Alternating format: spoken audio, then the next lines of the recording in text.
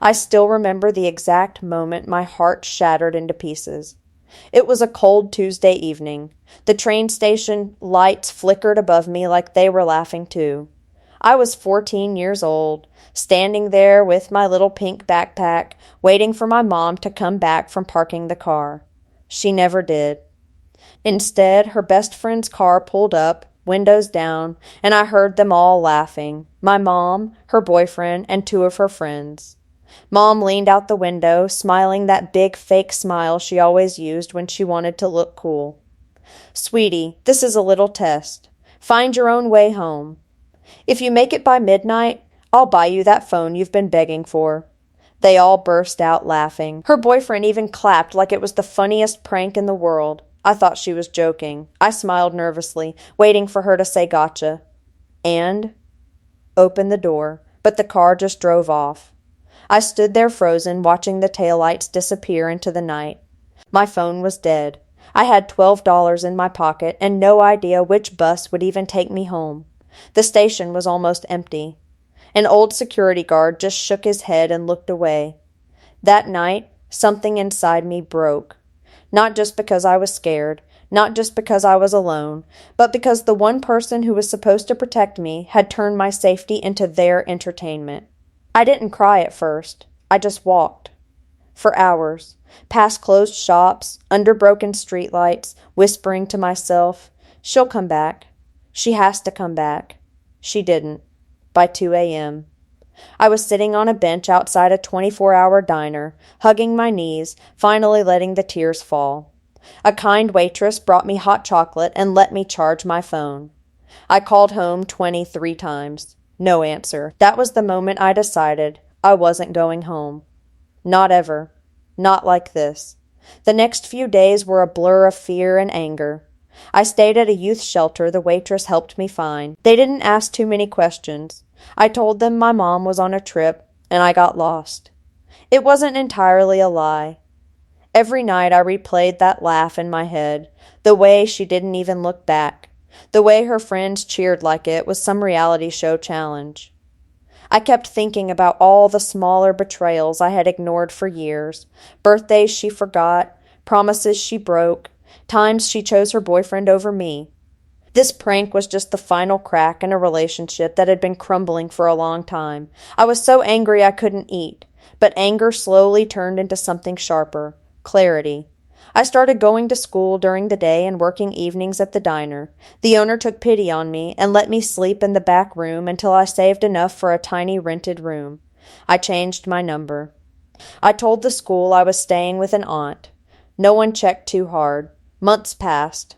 Then, years. I got good grades. I worked harder than any kid should have to. And every time I felt weak, I remembered her laugh. That sound became my fuel. I found out later through an old neighbor that my mom had actually come back to the station at 1 a.m., 3 hours after she left me. She told people she was so worried and played the devastated mother card. She even cried on social media, posting blurry photos of me with captions like missing my baby girl. But she never filed a real missing person report. She never called hospitals. She just waited for me to crawl back so she could laugh again and say, "See? I knew you could do it." That lie burned deeper than the abandonment itself. By the time I turned 18, I had graduated high school early, earned a scholarship, and started college in another state. I built a new life with people who actually cared. But the wound was still there, quiet, aching, waiting. Until one day, 3 years later, I received a friend request from my mother. She had found me. Her message read, "Baby, I miss you so much. It was just a silly joke that went too far. Please come home. I love you." I stared at that message for a long time. Then I smiled, not with happiness, but with the cold realization that the moment I had waited for had finally arrived. I didn't reply. Instead, I started writing. I created a video. Not angry, not screaming, just honest. I told my story, calmly, clearly, with the station security footage I had quietly saved years ago and the messages she had sent me.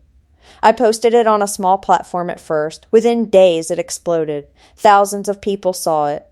Then tens of thousands. Comments flooded in, mothers crying, daughters sharing their own stories, people calling out the kind of jokes that destroy children.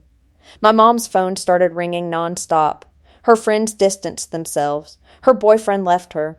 The online community she loved so much turned on her. She tried making apology videos, but every time she cried, people reminded her, "You laughed while your daughter was alone in the dark." I finally met her again in a quiet cafe 2 months later. She looked older, smaller, broken. She reached for my hand, tears streaming. "I'm so sorry. I never meant for it to go this far." I pulled my hand back gently and looked her straight in the eyes. "You didn't just leave me at a station that night, Mom. You left me a long time ago." And I finally learned how to leave, too. I stood up, placed an envelope on the table, every birthday and Christmas card she had never sent me, returned, and walked away without looking back. Today I'm 22. I have a career I love, friends who feel like family, and a peace I never thought I'd find. Sometimes people ask if I regret exposing her. I don't, because that little girl standing alone at the train station deserved to be heard. She deserved justice, and most importantly, she deserved to never go home to someone who could treat her like a joke. If you're watching this and you've been betrayed by someone who was supposed to love you, hear me. You don't owe them your pain. You don't have to go back. Sometimes the strongest thing you can do is never come home. And that's how I finally found my way